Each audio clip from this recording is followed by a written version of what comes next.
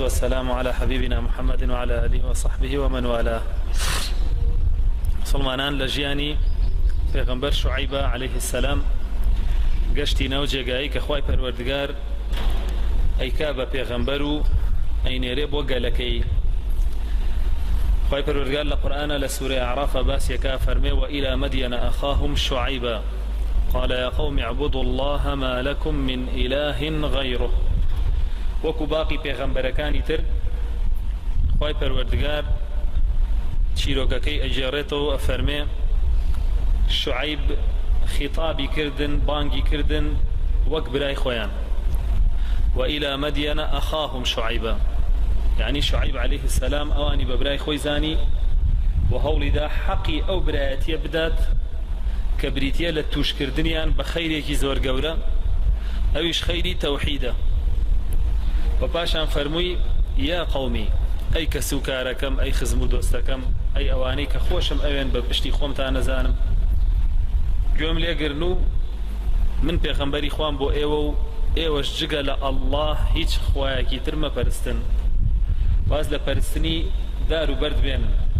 بەس ئەڵڵاه بپەرستن، لەبەرەوەی هەموو ئیلاهێکی تر غەیری ئەو بەتاڵە.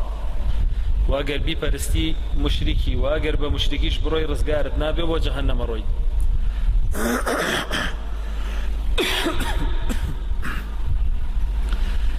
پاشان فەرمووی أفلا تتقون يعني اگر بيتو ايوه خوا پرز نبن وواز لشرك نهينن او دورن لتقواوا بلا ما اگر بيتو خوا پرز بن وواز لشرك بينن او نزيكن لتقواوا او ساج ايوه سرنجامتان سرنجامێکی باشە بێ کە بەهەشتا و دوورە بن لەو سەرنجام خراپەی کە خوای پەروەردگار بۆ مشریک و کافرەکانی داناوە کە جەهەنەمە. باشان فرموي إني لكم رسول أمين فرمي من بو إيوة بيغمبريكي أمينيشم واتا اشتيكم للاين خوم ونهيناوا أم دعويك بانك أنا كم بوي أم دينيك إيوة بانك كم بوي هي خوم نية خوم نتشم لمال وداير رجم وهي كسيج نية منهجي حزب نية و ڕێککەوتنی گروپێک نییە پەیرۆ پرۆگرامی هیچ کەسێک نییە بەڵکو لەلایەن ئەڵڵاوە هێناومە من نێراوی ئەوم بۆ ئێوە و لە نێردناوەکەشمە لە ئیشەکەمە کە پێغەمبەرایەتیە و کە نێردەییە من ئەمینم. ئەگەر ئەمین نەبوومە هەڵبەت ئەڵڵا نەیەکردم بە پێغەمبەر. وەکو باسیشمان کرد یەکێک لە صفاتی هەموو پێغەمبەرانەوەیە کە ئەمینن واتە کەسانێکن هم أمانتي خلقك أبارزن وهم دينكش بأمانته وأجيانن وخيانتي لنا كان جابويا واجب لسر همو كسيك كخلق بانك ولا إخوي پروردگار أو مواصفاتاني تيابيا كمين شد أو خلق وكو براي خوي وقوم كسي خوي سيركا دوامين شد أول بدا رزقاريان كان لشرك بو التوحيد كأو قورترين بابتا سيمين شد أمين به لو بياميك إيجيني وأمانتي أو خلقش تيقنيا. باشان شعيب عليه السلام فرموي هذه بينة من الله فرموي أواش معجزة للان خوا وبيداهم كراستي ودروستي بيامبريتي من سلمانيا زانانا فرمون القرآن باسي معجزة كردوا تشيا لإسرائيلياتا سيزور هاتوا كجولكان كردويانا لباري معجزة وأوشتانو لا هندي كتابي تاريخي شا هن يشد هاتوا بلام هيت شي صحيح نية هرهم ضعيفة أصل وايا كنازاني المعجزي بيغمبر شعيب تشيبوا وكو ابن كثير فرمي هيش كسنات واني دياريكا وتحديدك معجزة كي تشيبوا وتبان هي صالح واشترك ابو موسى عصاكي بو عيسى كويرو كارولال وأوشتاني شاكا كردو بەڵام هی شعیب نەزانراوە کەس نازانێ معجزەکەی چییە وەک دڵنیاشین لەوەی کە هەموو پێغەمبەرێ معجزەیەکێ بووە.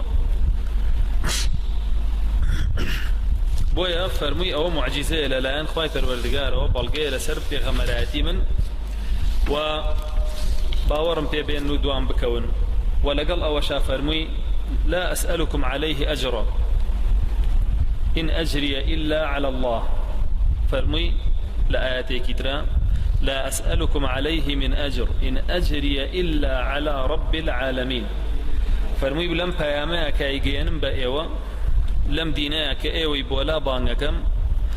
نام وكاسبي بسرو بكم وخم دولمان كم وخم بجيانم بسريوا بلكو من ايوا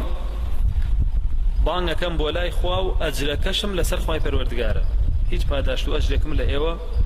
نابد چونکە ئەگەر بێت و کەسێک پاداشت و ئەجر لە خەڵک وەرگرێ لە سەردین ئەوە لای خوا هیچی نابێت هیچ ئەجرێکی نابێت ینی بڵێ ئەم مەلایەتیتان بۆکەم بەزێوە چیم بۆکەن و چیمەیەنێ و مەرجیان لەگەڵ بکە زەکاتەکەی هەر بۆ بێ و سەرفیترەکەی هەر بۆ ئەو بێ و مەرجیان لەگەڵ بکە بێ مانگانە کڕی خانوەکەی بۆ بن و مەرجیان لەگەڵ کا بێ مانگانە شتێ پارەشی بنێ بۆ خۆی و مەرجیان لەگەڵ بکە بێ سارەی بۆ بکردن و ئەم شتانە ئەمە ئیتر لای خوا هیچ ئەجرێکی بۆ نامێنێتەوە چونکە پێغەمبەر صلی الله علیه و سلم فەرمێ هەر کەسێک لە دنیایە بە شتێکی دین خۆی دەوڵەمەند بکە و لەسەر دین خۆی بژێنێ فەرمێ لە قیامەتە بۆنی بەهەژ ناکا یعنی لە قیامەتە هیچ ئەجرێکی نییە یعنی بۆنی ئەجرەکەشی ناکا ئەگەر ئەجرەکەی بڕیار بێ بەهەشت بێ بۆیە فەرمێ من داوای ئەجرتان لێ ناکەم ئەجری من لای ئەڵڵایە ئەجری لای ئەڵڵاش بە ئیخلاص نەبێ بەدەست ناکەوێ جا بۆیە ئەبێ هەموو کەسێکی داعیش بۆ شێوە شوێن پێغەمبەران بکەوێ داوای ئەجر نەکا لەسەر دینەکەی بەڵکو پێغەمبەر صلی الله عليه وسلم فەرمێ پاکترین و باشترین کەسب یعنی باشترین ڕزق ئەوەی کە ئەی خۆی ئەوەیە کە بەدەستی خۆت بایەگی نەگەوەیە بە سواڵ و سەدەقە و پاڕانەوە لەسەر دین و بەدەستبەڕی و بندیواری و ئەم شتانە بەدەستیە ئەوە نییە ئەوە پیسترین ئەجرە بەو شێوە شوعیب عەلەیه السەلام هەموو بنچینەکانی بانکردنی خەڵکی بۆ لای خوا گرتە بەر و بانی کردن بۆ لای خوای پەروەردگار قەومەکەی جوابێکی تند و ڕقیان نایەوە لە بریەوەی بە قسەی بکەن و دوای بکەون عادەتی هەموو کەسێکی کافر و لاڕێ کە جوابی کەسێک ئەداتەوە کە بۆ لای دین بانیەکە ئیتر ئەگەر بێت و شەخصێکی ئاسایی بێ کە تۆزێک شارەزای دین بێ یان ئیمامێک بێ یان عالمێکی زۆر گەورە بێ کاتێک کە بانگێکا بۆ لای خوا و ئەو بڕیاری داوە کافر بێ و واز لە کافریەتی خۆی نەهێنێ و بڕیاری داوە ئەو دینەکەی لەلا سووک بێ هەرو جوابە ئەداتەوە کە جوابێکی تند و ڕقە و عادەتەن پێغەمبەران عەلەیه السەلام ناڕەحەت دەبن پێی بە شێوەیەک پێغەمبەری خوا عەلەیه الصەلاة وەسەلام خوای پەروەردگارە فەرمێ فلعلك باخع نفسك على آثارهم إن لم يؤمنوا بهذا الحديث أسفا فرمي محمد صلى الله عليه وسلم خريك خوت لناو أبي نفسي خوت لناو أبي بخفت خواردن لويك قومك جوابتنا أنا جابوا يا فرمي خفت يعني ليه مخو لآتي ترى فرمي فلا تذهب نفسك عليهم حسرات فرمي خفت مخو لويك أوان دجاياتيت أكن تو أجرد لا إخوة أجري لا إخوة جورج لها مشتى جورترو أبي أو أجر أو أنا حجمي هبي لضليتوها أو نارحت كردنو أو جوابنا دانوي أو أن تأثير نكات سرتو ولا دعوة كتبر دوامي ويا بينين قومي شعيب بو بريتندي والله مي شعيب ينداو وتيان يا شعيب أصلاتك تأمرك أن نترك ما يعبد آباءنا وتي أي وتيان أي شعيب ئەمە دینەکەت ئەمرت پێیەکا کە ئێمە واز لە خواکانی خۆمان بێنین کە باو باپیرانمان پەرستویانە نوێژەکانت ئەمرت پێیەکە زۆر کەس کاتێک گەنجێکیان ڕووەکاتە دین و ملتەزیمە بێ ئیتر ڕیش دانێ پێنج فەرزا چێ بۆ مزگەوت گوێ لە دەرس و وتارەگرێ یەکسەر پێڵێن ئەوە تۆ لە عایلەکەی ئێمە لاداوە عائلەی ئێمە کەسی وەکو تۆ شێتی دیانیە یعنی هەر باو باپیرانەکەیە بەو شێوە تاوانباریەکەن لە کاتێکا خۆی ئەوە غوربەت بوونەوەی دینەکەیە غەریب بوونەوەی دینەکەیە چۆن پێغەمبەر صلی الله عليه وسلم فەرمێ بدأ الإسلام غريبا وسيعود غريبا إسلام بغريبي دسي بيكردوا لا يعرف بنا ناسراوي وناسراوي جبيته وايلي هندشتي دين كبخلشي الله تقبلي ناقا هندشتي دين كتو تطبيق يكي چاو عقل هوشي خلقي قبولي ناكالت بويت كي سيرة وبلي من گنجكم تێکەڵاوی ئافرەتان نابم بێ بڵێ من گەنجێکم گوێ لە گۆرانی ناگرم من گەنجێکم 5 فەرزە لە مزگەوتم من گەنجێکم مۆبایلەکەم وتار زیاتری تیان نییە یعنی عجایبی لێ ئەڵێ ئەمە مردووە ئەمە تێک چووە ئەمە بۆچی وای لێ هاتووە نامۆیە پێی یعنی شتەکە بەلایەوە خۆی ئەو نامۆبوونەی ئەو شەخصە لەلای ئەو خەڵکە بەو شێوە هی ئەو گەنجەیە هەر کەسێکی تر بێ بەڵگەی ئەوەیە کە ئەو دەستی بە ئیسلامەوە گرتووە ئەمە یەکەم دووەمیش مژدەکەی پێغەمبەر صلی الله عليه وسلم ئەیگرێتەوە کە فەرمێ فەطوبى للغرباء فەرمێ بەهەشت بۆ غەریبانە یعنی خۆی مژدەکە ئەیگرێتەوە و بەڵگەی دروستی ئیمانەکەی ئەو ڕاستی منهەجەکەی ئەوە بۆیە زەلامێک دوکانی هەیە هەر لە منطقەیە و جارێکیان مامۆسایەکی بەڕێز هاو لەو سۆپەرمارکێتە شتی کڕی ئەویش لای من شتێ کڕی یعنی ئەو زەلامەی تریش لای من شتێ کڕی ئەو کە بینی وتی ویدایەوە تەبیعیە ئەو زەلامە بۆ لە بڕێ ڕیشی پێوە ئەوتی ئەوە تەبیعیە ترێ منیش زۆرم پێ ناخۆش بوتم بۆ تەبیعی نییە دادەجان ئافرەت بوو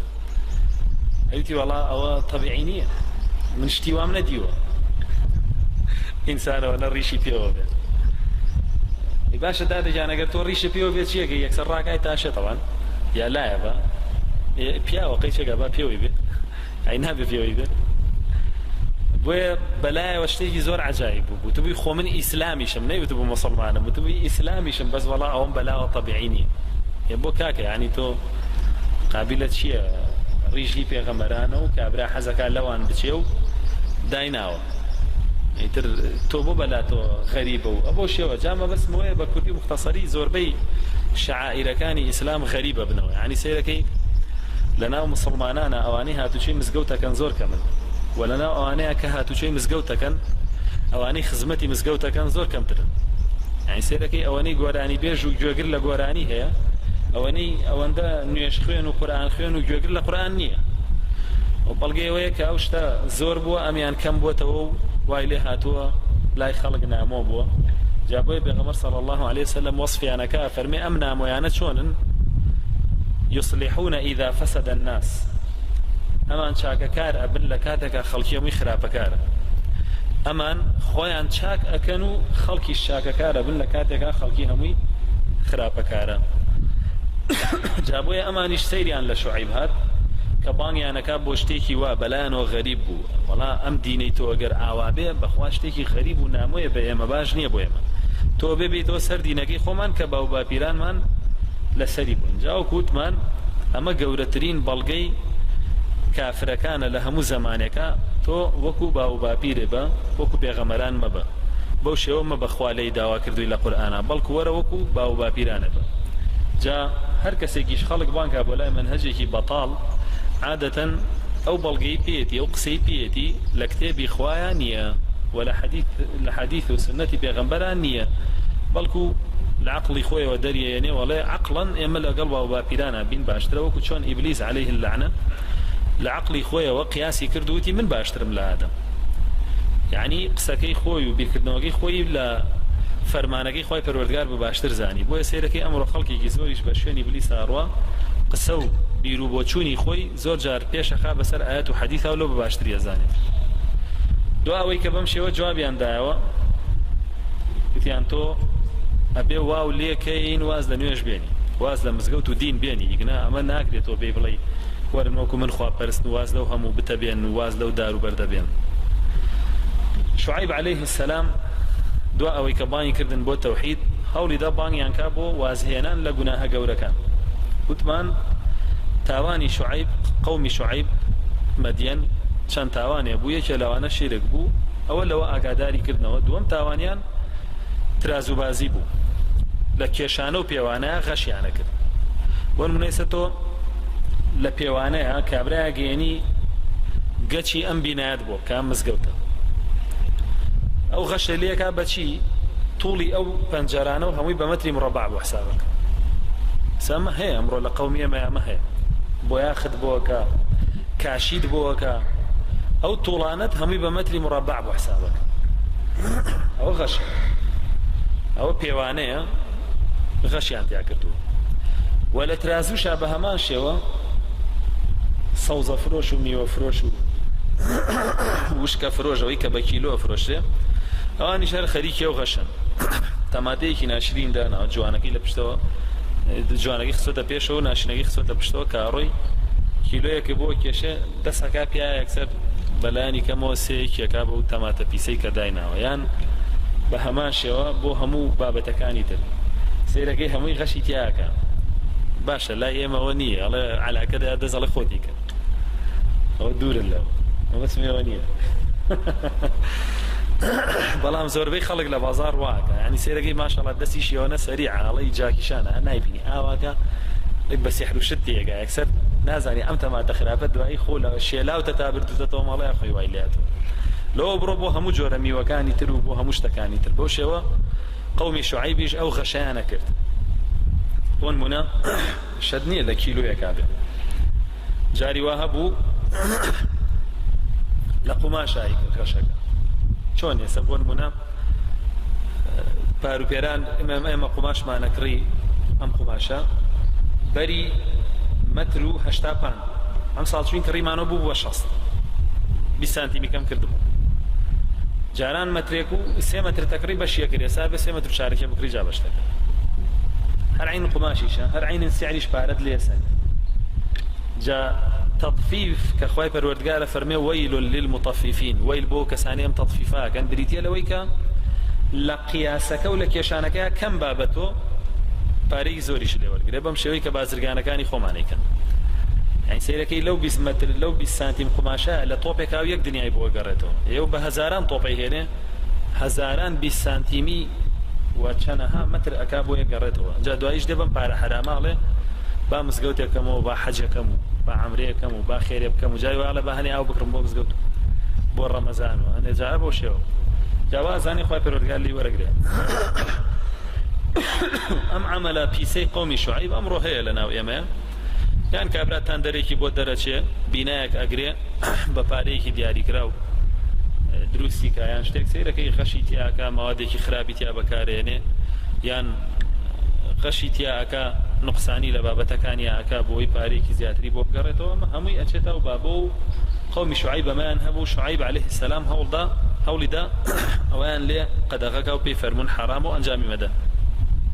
بۆیە فەرمووی وەئەوفوا الکەیل وەالمیزان بالقسط فەرمووی هەوڵ بدەن لە ترازووە و لە پێوانەیە غەش لە خەڵکی مەکەن حەقی خۆی بدەنێ قسط يعني العدل مع الزيادة يعني عادل بەتیایە و کەمێک لە حەقی تۆش با بەلای ئەوە بچێلەوە باشترە حەقی تۆ بەلای ئەوە بچێ بۆ نمونە ئەو کیلۆ تەماتەیە با تۆزێ قورستر بێ لەوە باشترە تۆزە سووکتر بێ چونکە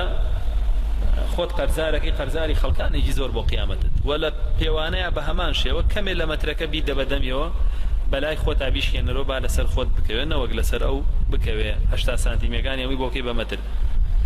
نەخێر هەوڵە بۆی بکەوێ 50 قەیچێت بۆی تۆ لە قیامەتا کۆڵی گوناهەکانت سووکتر بێ پاشان دووەم شت کە مەنعی لێکردن لەو کارە قێزەونانەی ئایان کرد دوای شیرک و دوای ترازوبازی ناشرینکردنی شتی خەڵکی بوو فەرمووی وەلا تەبخەسوا الناس ئەشیاءهم شتێکی خەڵک کە باشە کە جوانە کە چاکە بیڵێ دانی پیانێ کابرا بەیانی تا ئێوارە وتارێکت بۆیە دنیا شتی باشی تایە مەڕۆ وەکو مێش هەر لە کێم و جەراعەتە نیشێ یەک قسەی بگری بەس لەوە بنیشی بڵێ خۆزگا و قسەی ناکە وەڵام قسەی کردو بۆیە من لەبەر چاوم کەوتووە ئاخر خۆ تۆ کوێرایت دانەهاتوو ئەو هەموو قسە باشەشی کرد خۆ باشەکانی لێ وەرگرە قەیچێکە خوای پەروەردگارە فەرمێ بەشر العباد الذين يستمعون القول ويتبعون احسنه فەرمێ مژدە بە بەو مسڵمانانەی کە عاقڵ و هۆشیانەیە گوێ لە قسەی هەموو کەسێگرن بەڵام چاکەکەی تەطبیقەکەن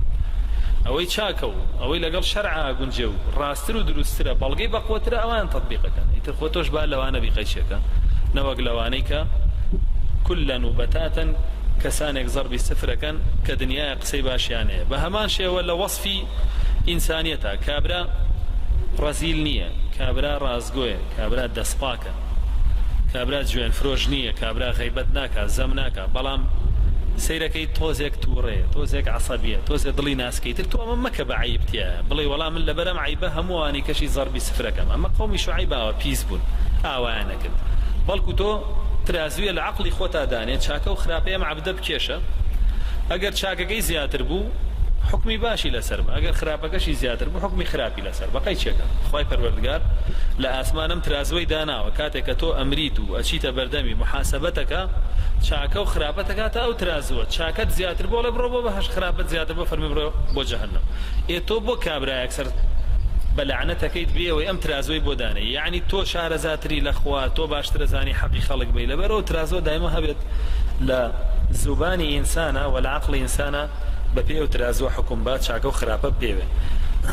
نەوەک وەکو قەومی شوعیب بکە لەبەر یەک خراپە هەموو چاکەکانیش زەربی سفر بکە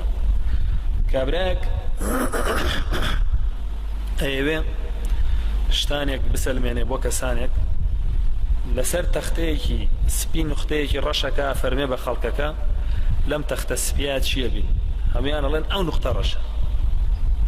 یاڵە کوێراییتان داتەوە هەموو سپیایە نابینن یخۆ هەموو سپیایی تایە یعنی بۆ خەڵک وابێ لەبەر یەک نوختە چی کەسە زەربی سفریکا و باشەکانی هەمووی لەیادکە جا بۆ ئێوە جۆرێکە لە کوێراییدا هاتن و جۆرێکە لە ئەو تاوانە قێزەوەی قەومی شوعیب کە هەوڵیانەدا بەهۆی یەک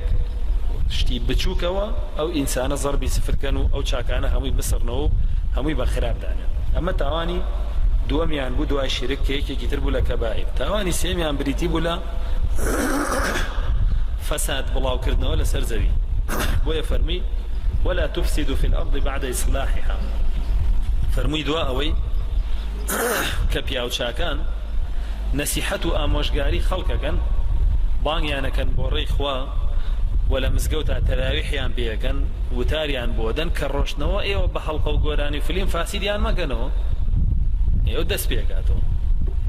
بۆیە سەیرەکەی ئەم تاوانە ئەمڕۆ لەناو زۆربەی قەومی ئێمە هەیە خەڵکێک شێتە بی بەدەستیەوە تاوەکو وای لێگەی ئاچوێ مزگەوت کا و دیندار بێ سەیرەکەی فاسیدێ بۆی پەیا بێ لە بەرنامەیەکی تەلەڤیزیۆنیا وای لێکا ڕقی لە مزگەوت و دین و هەموو شتێ ببێتەوە یان بە گۆرانی و هەڵقە و فلیم وای لێکا ئەو عیبادەتەی کردوێتی هەمووی سفر بێتەوە تیا جا بۆیە ئەمە ئیفسادکردنی خەڵکە بۆیە فەرمووی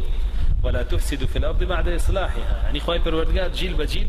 پێغەمبەرە نێرێ دین ئەنێرێ خەڵکانێک ئەنێرێ ئامۆژگاری و خەڵکە بکەن و باشیانەکەن چاکیانەکەن ئیسلاحیانەکەن بەڵام خەڵکانێکی تریش جیل بە جیل بە جۆرەها وەسائل و بە جۆرەها شێوە ئەکەونەوە گیانیە و خەڵکە و هەمووی فاسی دەکەنەوە بۆیە ئەمە تاوانی سێمیان بوو دوا ئەوەی کە ئەم سێ تاوانە دوای شرک ئاگاداری کردنەوە لی هەوڵیدا شوعیب عەلەیه السەلام بیری نیعمەتەکانی خۆیان بکاتەوە و هەوڵیدا ڕایان کێشێ بەلای دینە و پێی فەرموون ئەگەر بێت و واز لەوانە بێنن هەمووی لای پێوەیە ئەو فلکەی لەوە المیزان ئەمڕە لا تبخسوا نهیە لا تفسدوا نهیە فەرمووی ئەگەر ئەمانە نەکەن ذلكم خير لكم إن كنتم مؤمنين ئەگەر ئێوە ئیماندار بن و ئەم کارانە نەکەن یعنی تەوحیدەکەتان هەبێ وازیش لەم کارانە بێن ئەوە ئێوە باشترین کەسە بن و تووشی زۆرترین خەیر ئەبن خەیری دنیا و قیامەت کە بریتیە لە بەهەشت و بەدەستی هێن و لە جەهەنەم بەدوورە بن پاشان کۆمەڵێک لە قەومی شوعیب ئیمانیان هێنا و دوای کەوتن و کۆمەڵێکیان کوفریان پێکرد و دوای نەکەوتن و هەر بەردەوام بوون لە دژایەتی ئەو کۆمەڵەی کە ئیمانیان هێنا بوو کاتێک کە ڕوویانە کردە جێگەیەک کەسێکی لێ بووایە یان کەسانێکی لێ بووایە لەو کافر و مشریکانی کە ئیمانیان نەهێنا بوو ڕوبەڕووی ناڕەحەتکردن ئەبوونەوە وەکو چۆن ئەمڕۆ هەموو مسڵمانێ هجووم لەسەر عەقیدەکەی هەیە خەڵک هێرشەکاتە سەر عەقیدەکەی شوبهە لەسەر عەقیدەکەی دروست ئەکرێ گومانی لەسەر دروست ئەکرێ و ڕەدی ئەدرێتەوە و ناڕەحەت ئەکرێ و هەوڵ ئەدرێ پەڕاوێز خرێ و بخرێتە کونێکەوە خۆی نەبێ کەسی کە خۆی نەبینێ کەسی کە نەیبینێتەوە بۆیە هەڵەسان بەچی کافرەکان هەڵەسان بە دانیشتن لەسەر ڕێگەی مسلمانەکان هەموو سەرسوچێک و هەموو بازارێک و هەموو کوچە و کۆڵانێک و هەموو ماڵێکیان لێگرتن هەوڵیان ئەدا دانە دانە پەشیمانیان کەنەوە ئیتر بۆ ڕێگەیانی خۆیان کە بەردەوام بەکارهێنن یان بە تەهدید یان بە ماڵ یان بە ئافرەت یان بە پلەپایە یان بە گومان دروستکردن لەسەری یاخود بە کوشتنی بە هەر شێوەیەک بوو هەوڵیانەدا خەڵک پشیمان کنەوە پاشگەسی کنەوە لە ئیمانەکەی بە شعیب. بۆیە شعیب عليه السلام هەوڵیدا ئەو تاوانش ئامۆژگاریان کات لەسەری فەرمووی ولا تقعدوا بكل صراط توعدون وتصدون عن سبيل الله من آمن به وتبغونها عوجا. فەرمووی مەچن لەسەر ڕێگەی مسلمانانە دابنیشن، مەچن لەسەر ڕێگەی مسلمانانە دابنیشن و هەوڵیش مەدەن لە دینەکان وەریان بگێڕنەوە و پاشگەزیان بکەنەوە بە فێڵ و فەجەرەکانتان و بە شەهوەکەتەکان و شوبهاتەکانتان هەوڵ مەدەن تێکیان بدەن بێن بیان هێننەوە سەر کوفر وە گاڵتەیان پێمەکەن سوکایەتیان پێمەکەن و لەسەر ڕێگەی تیجارەت و بازرگانیشیانە دامەنیشن بڵێنە گەربێت و شوێن شعیب بکەون نایڵین تیجارەتەکەتان ئەنجام بدەن بەڵکو ڕێگریتان لێگەن. بەڵام ئەگەر واز لە شعیب بێنن ئەوە دەرگا بۆتان کراوەیە ڤیزەی چ وڵاتێکتانەیە بازرگانی و بەرهێنانی لەگەڵگەنەوە کراوەیە بڕۆن بیکەن. بەڵام ئەگەر بێت و دیندار بن و شوێن شعیب بکەون و شوێن پێغەمبەران بکەون بەخوا ئێوە ئیشەکەتان بچووکەکەینەوە نایڵین دنیاکەتان لێ تەنگەکەین نایڵین ئیسراحەتکەن لە دنیاە. دیسان شعیب عليه السلام هەوڵیدا کۆمەڵێ ناز و نیعمەتی خوای پەروەردگاریان بێنێتەوە بیر و وازیان پێ لێ بێنێ لەو کارەیان. بۆیە فەرمووی واذكروا إذ كنتم قليلا فكثركم وانظروا كيف كان عاقبة المفسدين. فەرمووی ئێوە قەومێک بوون کەم بوون خوای پەروەردگار دەسەڵاتی پێدان زۆری کردن نەوەی زۆرتان لێ بوویەوە ئێستا بوونەتە قەومێکی بەهێز و گەورە وەکو مفسیدەکان کار مەکەن وەکو کەسانی کە فاسد بوون لە پێش ئێوە وەکو قەومەکانی تر قومی نوح و قومی هود و قومی صالح و قومی لوط وەکو ئانە فاسد مەبن ببینن لە بەرچاوتانە عاقبەتی ئەوان چۆن بوو ئێوەش عاقبەتان هەر وەکوانە بێ. ینی تر سەدام چەنێ عاقبەتی باش بوو عاقبەتی تۆش هەروە بێ. تر هیتلەر چەنێ باش بوو مۆسۆلێنی و ستالین ومانە عاقبەتیان چۆن بووی تر خۆ تۆش بەتەمای بۆ کوێ دەرچی هەر مستەقبەلەن هەر وەکوانە لێ جا لەبەرەوە عیبرەت وەرگرە پند وەرگرە وەکوان مەکە. بۆیە فەرمووی لە ئاخرا وإني أخاف عليكم عذاب يوم محيط وأترسم خواهي پروردگار عاقبتي وجوكوان ليكا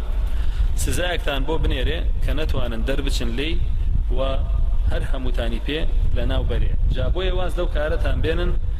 بقية الله خير لكم إن كنتم مؤمنين وما أنا عليكم بحفيظ. فرمو يقر واز دو كار قيازوناتان بينن أوي خواهي پروردگار بي بخشيون باشتر بوتان لقل إيمانكتانا وخو منيش ننيراوم هەوڵ بدەم یەک بەیەکی ئێوە دەستان بگرم و نەیەڵم تاوان بکەن. یعنی ئێستا واجبی من نییە بێم یەک بەیەک دەستی بگرم بڵێم کاکە تۆ بۆ نای بۆم زیوە ما بە ماڵ لە دەرگای بم بڵێم وەرە نوێژ بکات نازان ئەوە واجبی خۆیەتی من لەرەوەنم لەسرە بۆم بکە بەرێ لەو میبەرەوە پێی بڵێم ئیترە قسەی کرد وەری گرت وەری نەگرت کەیفی خۆیەتی لە قیامەتە خۆی پێوترێ ماذا أجبتم المرسلين وەڵامی پێغەمبەرانتان چی دایەوە. یعنی لە پێغەمبەران ناپرسرێ بۆچی ئەو خەڵکە وەڵامی نەدانەوە. سبەینە لە قیامەتە لە زانایان و لە پێشەوایان ناپرسرێ بۆ ئەو خەڵکە وەڵامی نەدانەوە بەڵکو لەو خەڵکە پرسرێ بۆ وەڵامی دینی خواتان نایەوە بۆ وەڵامی پێغەمبەران و شوێن کەوتوەکانیاندان نایەوە. بۆیە شعیبش عليه السلام فەرمووی من حەفیظ نیم بەسەر ئێوە خوای پەروەردگار خۆی حەفیظەوە خۆی محاسبەتانەکە. ئەمانە کۆمەڵێ بابەت بوون کە لە ژیانی شعیب بوون لێرە ئەوەسین إن شاء الله لە دەرسەکانی ترا بابەتەکانی تر تەواوەکەین. ربنا آتنا في الدنيا حسنة وفي الآخرة حسنة وقنا عذاب النار آمين.